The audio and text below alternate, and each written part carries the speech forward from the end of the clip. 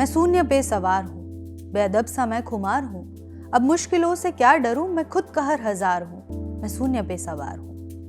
આ કવિતા સાથે જેની સ્ટોરી એકદમ ફિટ બેસે છે એવા કલેક્ટરની વાત કરવી છે, જેમની સ્ટોરી સાંભળી અને મને પણ એવું થઈ ગયું, બોસ મહેનત કરવી હોય તો આવી કરો।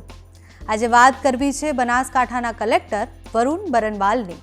નમસ્કાર, અમારા ખાસ કાર્યક્રમ કેવાયસીમાં આપનું સ્વાગત છે અને આપની સાથે હું છું પાયલ રાઠોડ।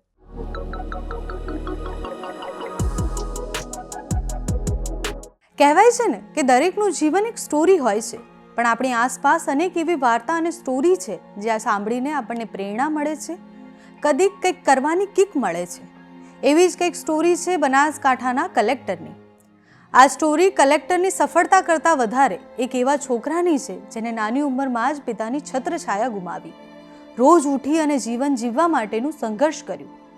મહારાષ્ટ્રના એક નાનકડા ગામ બોઈસરના રહેવાસી વરુણ બરનવાલ એક સમયે પંચર બનાવતા હતા। આજે આઈએએસ અધિકારી છે।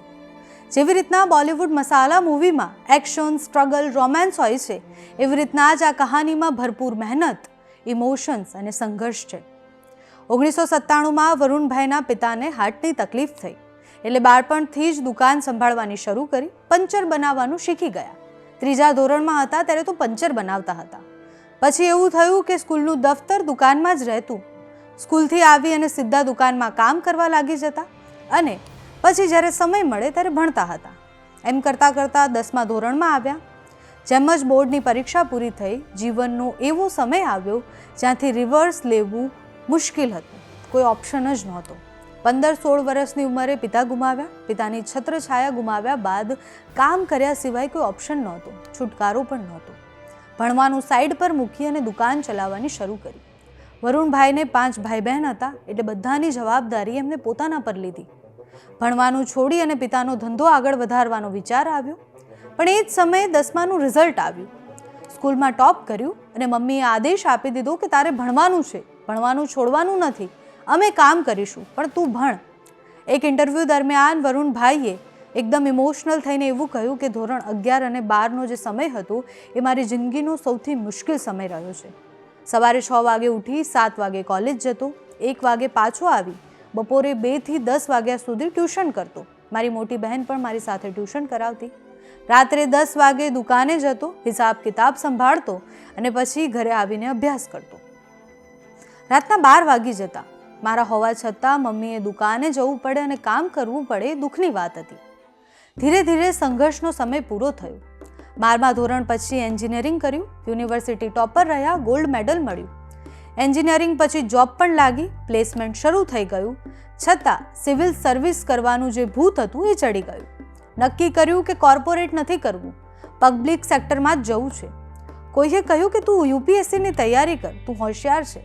તો પછી યુપીએસસી માટે વિચાર કર્યો અને જાન્યુઆરી 2013માં યુપીએસસીની તૈયારીઓ શરૂ કરી। મે મહિનામાં પ્રિલિમ્સ એક્ઝામ હતી, એટલે 4 મહિના બાકી હતા।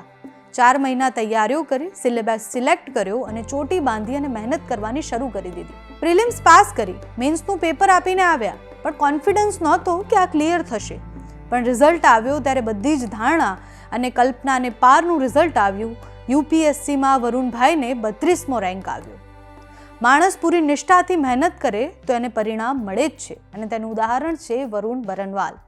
ક્યારેક પિતાના ડૉક્ટર પાસેથી ડોનેશન લઈને તો ક્યારેક મિત્રો પાસેથી ફીના પૈસા લઈને ભણ્યા અને લક્ષ્ય પૂરું કર્યું। હાલના યુવાનો જલ્દી નાસીપાસ થઈ જાય છે। એક ઇન્ટરવ્યૂ દરમિયાન એ મુદ્દા પર વરુણભાઈએ એક જબરજસ્ત વાત કહી હતી કે કોઈ પણ પ્રોબ્લેમ આવે છે ત્યારે હારી નહીં જવાનું, લડવાનું એની સામે।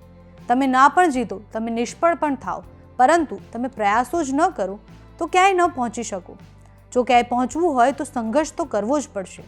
જો સંઘર્ષથી ભાગશો તો ક્યાંય નહીં પહોંચી શકો।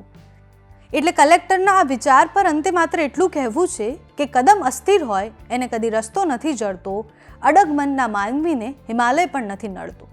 અમે આ બધી જ માહિતી તમારા માટે અલગ અલગ વેબસાઇટ અને વિડીયોઝ જોઈને એકઠી કરી છે। તમને આ માહિતી કેવી લાગી અમને કમેન્ટ્સમાં જણાવો। અત્યારે આ વિડીયોમાં બસ આટલું જ। જો તમે અમને યુટ્યુબ પર જોઈ રહ્યા હોય તો સબસ્ક્રાઇબ કરો, ફેસબુક પર જોઈ રહ્યા હોય તો ફોલો કરો, અમારા વિડીયોને લાઇક અને શેર કરો।